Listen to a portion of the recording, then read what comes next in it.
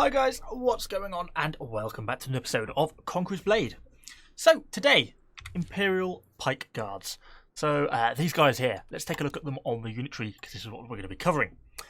So they are a heroic era unit, which actually take quite a lot of honour to get to. I think they're one of the more expensive ones because you actually have to go through the pike militia, then the prefetcher guards, then through the weighted pikes to actually get for them. I think it works out as just over 30,000 honour to actually get there. And so far, I've had really rather mixed impressions of them, because they're really quite a unique unit compared to most things on the battlefield, and there's really not a lot else like them. So, just before we move on, one final comment to talk about is the fact that prefetcher pikemen are a horrible unit now. They used to be very good, but they're got nerfed into oblivion. So the actual trip to actually get here to the Imperial Pike Guards is really rather a rough one. Certainly not one I would recommend for beginner players. You'd be much better off going down the halberd route if you're looking for a bracing type unit. So the Imperial Pike Guards get two abilities. One, of course, is the actual brace. If I can find it. Here it is. Which works like all of the braces. Same type of ability as pike militia, as halberdiers. But it's just a lot less effective, at least in my experience. That's mostly because if you look at brace-specific units, something like halberdiers, something like pike militia, most of them get a stun bonus. Particularly the pike militia gets a stun, sort of a knockback effect on enemy units. And the fact it can hit multiple at once kind of means that the brace actually really works quite well, and it works to actually stop enemy units. And while this brace is not completely useless and it does actually apply damage, it doesn't stop enemy units pushing up to these guys, and so they do end up tending to die pretty quickly in a way that something like a halberdiers or a pike militia doesn't. If you are just looking for a bracing type unit, these guys really are definitely not the best ones around. In fact, they're really, from my opinion, one of the more mediocre examples out there. But where they come into their own is advance. This is such a unique ability.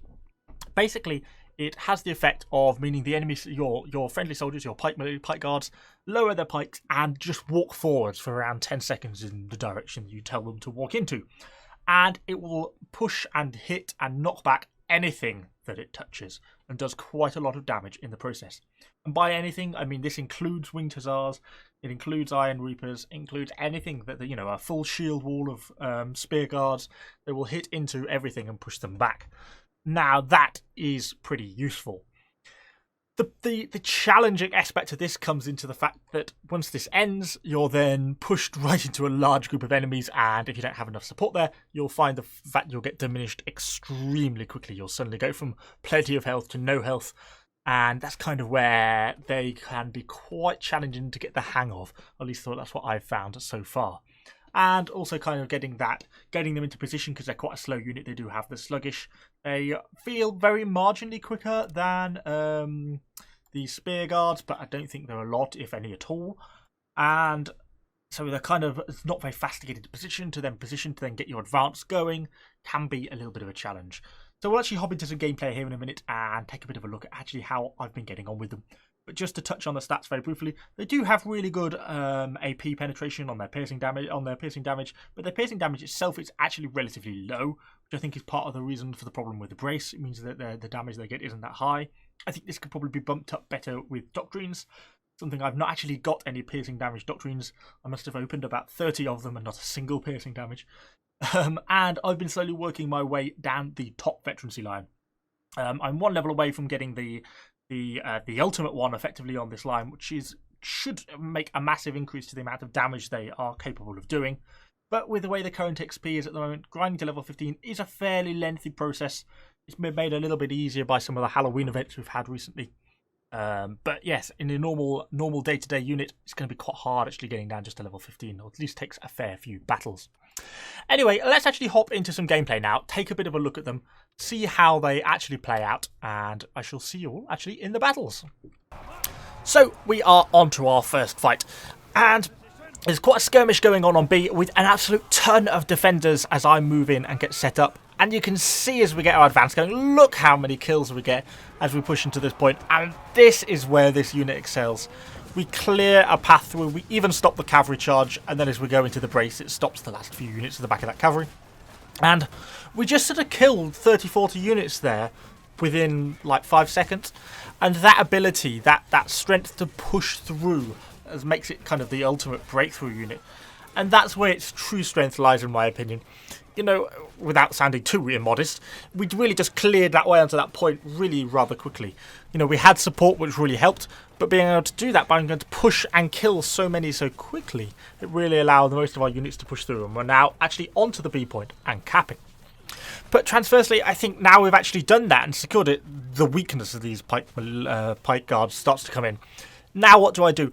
The other end of the valley, there's a very large number of enemy ranged units.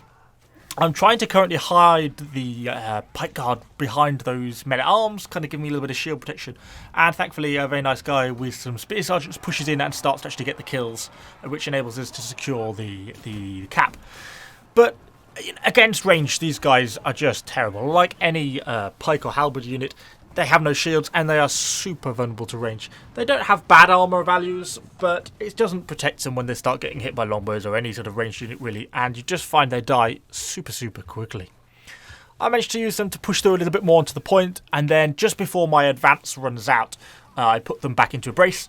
Despite the fact the brace isn't amazing, generally speaking, I find it is better to go into a brace ability basically before your advance finishes, because otherwise once your advance finishes, you people will just start milling around and they get really sorted. So it's still better to go into a brace, you know, just before you think your advance is going to finish, and you should get a bit of a feeling of how long an advance will run for once you've been playing for them for a couple of battles, something like that.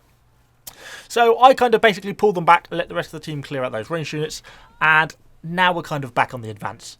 And this is where another area where I feel I would be much happier with something like a spear guards at the moment, or a spear sergeant unit, because I'm currently trying to basically chase around these small little skirmish fights going on, and they just aren't really suited to this sort of situation. They're much better suited to the larger sort of pitch battles, or where there's a specific objective that needs achieving, whether that's, you know, clearing a point or like being a hard counter to something like winged hussars.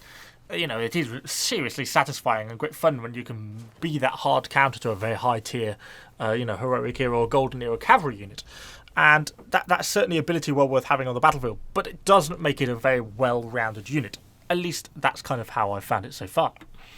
So anyway, I pulled onto this supply point, and it's been obviously a very good game so far, with sort of 60-70 kills so far, clearing out that B point. But now things are going to start to go a little bit more wrong, as we start to encounter some of the limitations I find with this unit, or at least with my gameplay with this unit. So we start pushing up, and it rapidly becomes apparent this is basically an archer fight. From the archers kind of in the middle, shooting back at ours, to as soon as we're going to go around the corner and have a look, there's just a ton of archers shooting out from there. A little bit unfortunately, I maybe should have gone with those prefecture guards. I kind of wish they'd gone round and cleared the corner a bit more and charged horizontal to my current position, rather than just going sort of forwards into the middle of the open, because then they just became real bait for the enemy archers.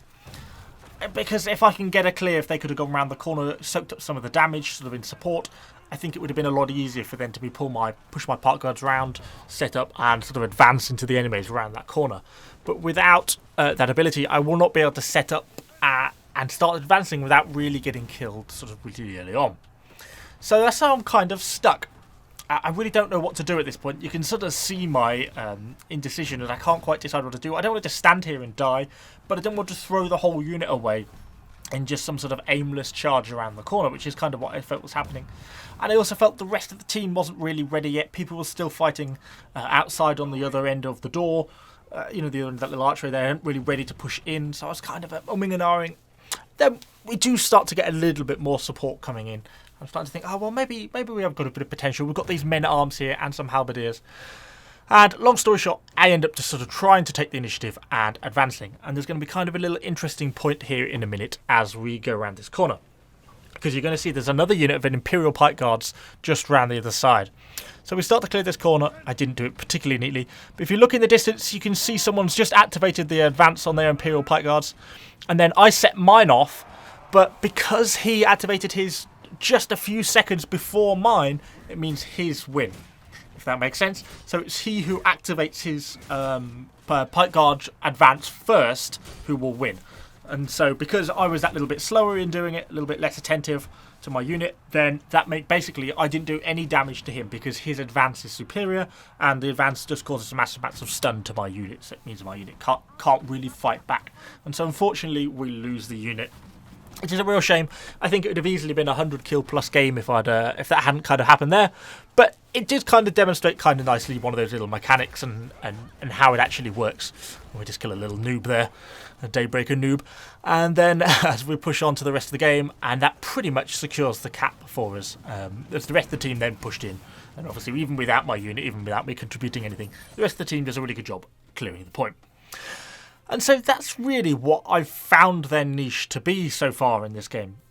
They're really about point clearing, and I think that's kind of their strength. And of course, and countering cavalry as well. And while they do work in occasional sort of small little field battles and things like that, they work a lot better with support.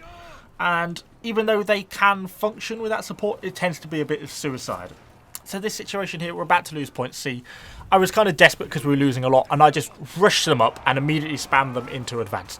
And you can see, even though vastly outnumbered, they still advance brutally and cause a ton of damage, actually get a good number of kills. But, you know, within a few seconds after their advance ends, I put them into brace, but it doesn't make any difference. You see, they just get cut down really super fast. And that's kind of just like suicide point clearing. And I think it has its bonuses sometimes, but by and large, I'm not entirely sure it's always worth it. I think the losses you take, you know, particularly on considering it's a relatively high tier unit, doesn't make it worth it. I think in situations like we did at the start at point B, where we were able to march up and push with support and clear a point to enable us to win a battle, is much more effective than when it's kind of suicide, and trying to learn when it is worth using them and not just throwing them away in a suicide charge is kind of part of the learning process, and something I've kind of not really got quite pinned down yet, because I'm just so often on these suicide charge sort of situations. Anyway, that's all I've got for you on these guys so far. I'm probably going to play them a little bit more, see how if I can get the hang of them a little bit better. You know, I've been playing them sort of 30-40 battles now, and yeah, I enjoy them. I just think they're kind of pretty specific and niche. I've heard some people say they absolutely love them and think they're the best unit in the game at this tier, the best heroic tier unit. For me, I've not found that to be the case, but I can see how they have good potential, particularly with that advance. The fact that nothing can resist it is kind of powerful, so they certainly have a little bit of potential there. Anyway, hopefully that's been enjoyable. If it has, let me know what you think in the comments down below. Of course, subscribe to the channel for a load more Conqueror's Blade content, and I shall see you guys all on the next video.